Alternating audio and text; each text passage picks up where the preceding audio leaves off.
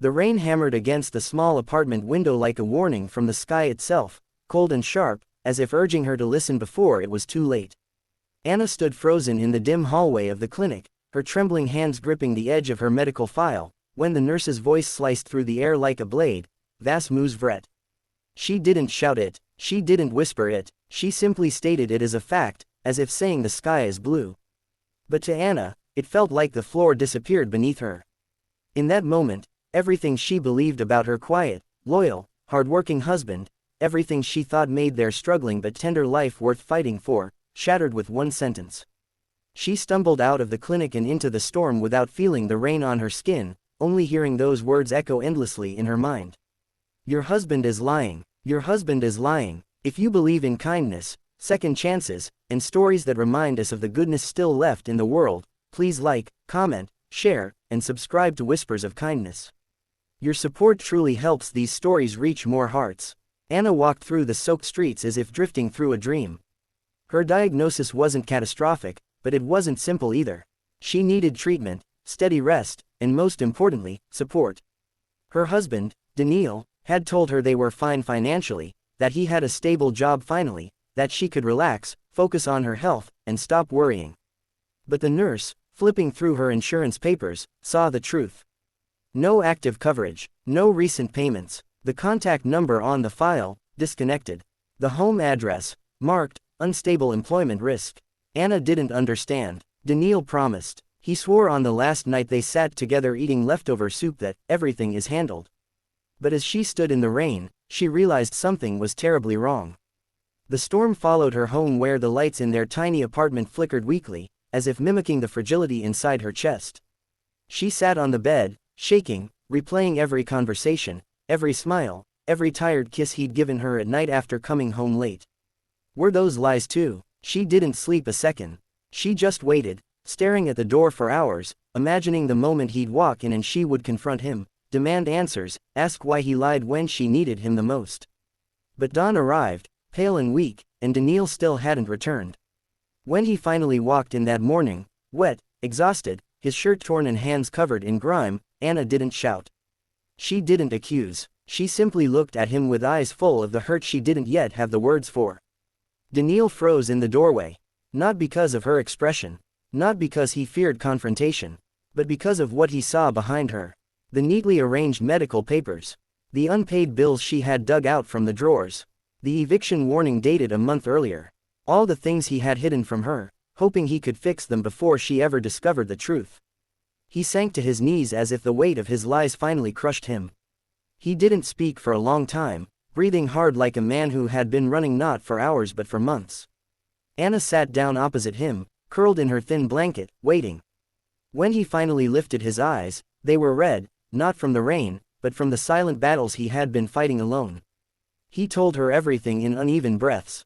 He had lost his job months ago without warning. He had no degree, no connections, and no savings because every penny went into rent, food, electricity, and her medical checkups. He had been working night shifts moving construction debris under a contractor who paid him under the table whenever he felt like it. He knew the pay was unstable, but he had no choice. That was why he was always dirty, why he came home late, why he avoided her questions. He wasn't lying out of cruelty, he was lying out of shame. Out of fear, out of desperation to still be the husband she believed he was. Anna didn't feel anger then.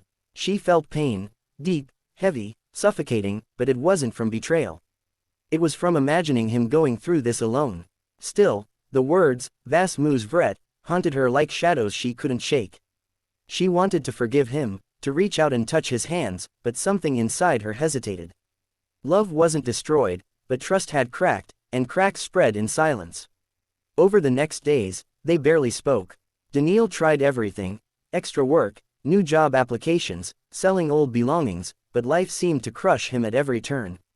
Anna watched him from the bedroom doorway as he sat at the kitchen table late at night, head in his hands, defeated. She saw the man who once promised her the world now unable to even promise next month's rent. She realized then that the greatest cruelty in their story wasn't his lie, it was how life forced good people to lie just to survive. One night, when she woke up feeling dizzy and weak, she found Daniil gone again. On the table, he left a note, "I'll fix this." I promise. Anna wanted to believe him. But promises without strength are just whispers in the wind. She walked into the living room and collapsed on the couch, unable to fight the heaviness in her chest. As she drifted to sleep, she wondered if love could survive hardship without breaking.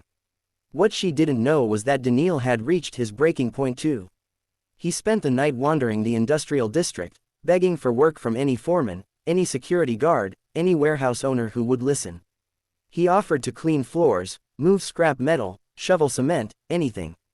Most rejected him, some laughed, one told him to stop looking pathetic. By sunrise, Daniil was exhausted and hopeless, convinced he had ruined everything. His wife needed treatment, his life was collapsing, and he had nothing left to give. But fate has a strange way of stepping in when everything seems lost.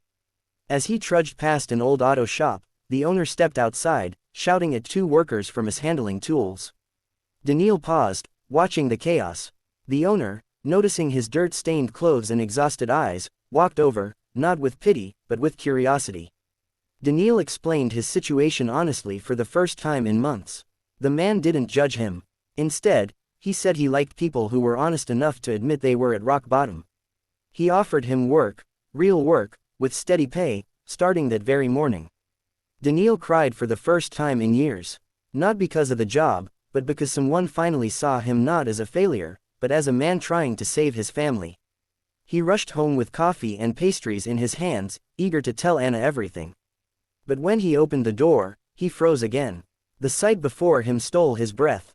Anna was sitting on the bedroom floor surrounded by bags of groceries, fresh vegetables, medicine packets, warm blankets, and neatly folded clothes. She had tears on her cheeks but a peaceful smile on her lips.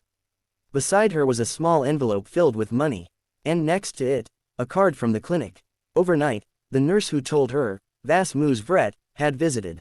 She had found Anna's medical file left unattended and realized the emotional weight behind her earlier words. Feeling guilt and compassion, she reached out. She brought food, medicine, and even arranged a treatment plan funded by a hospital program for families in financial crisis. Anna looked up at him with soft, tired eyes. In that moment, she understood that the world wasn't cruel, it was just complicated. People sometimes lie because they're afraid. People sometimes fall because they're carrying too much alone.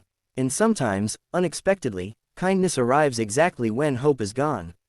Daniil dropped everything and rushed to her, holding her face in his hands as if she were the fragile center of his universe. They cried together, not because everything was suddenly solved, but because they were finally facing it together, not as two broken people, but as one whole family. Life didn't magically become easy. But Daniil kept his new job. He worked hard. Anna got the treatment she needed. The nurse visited often, becoming a friend who reminded them both that kindness still existed. Slowly, trust rebuilt itself, like sunlight returning after a long winter. And 1 year later, on a quiet morning, as Anna watered the plants on their tiny balcony and Daniil repaired an old chair beside her, they both realized something important. The lie that once broke them also became the truth that rebuilt them. If this story touched your heart, please like, share, comment, and subscribe to Whispers of Kindness. Your engagement helps more people discover these emotional, life-changing stories. Before the video ends, please leave a comment. Kindness can save a life.